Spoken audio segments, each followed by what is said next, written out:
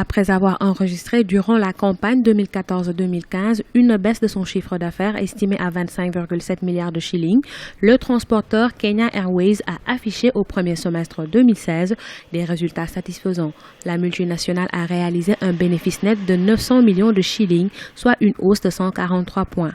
L'État possède 29% des parts de Kenya Airways. Le groupe Air France en détient les 26%. Depuis 2014, la compagnie bat de l'aile. Nous avons enregistré une légère amélioration de notre chiffre d'affaires en 2016. Aujourd'hui, notre objectif, c'est l'optimisation du capital.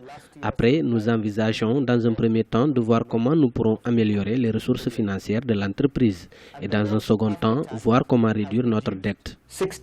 La direction de Kenya Airways a reconnu une forte exposition de la compagnie à la conjoncture économique kenyane. La mauvaise gestion des ressources financières et matérielles a aussi contribué aux résultats négatifs. Aujourd'hui, les dirigeants envisagent de mettre en œuvre un plan d'ajustement structurel 2016-2022 pour le redressement de Kenya Airways.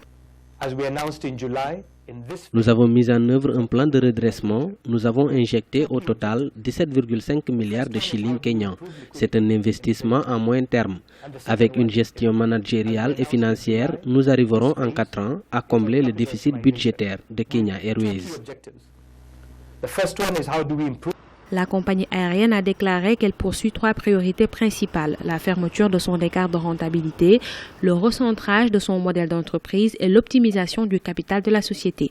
Elle estime la nécessité de continuer d'ouvrir des lignes en Afrique centrale et en Afrique de l'Ouest, notamment pour mieux résister en période de crise à domicile.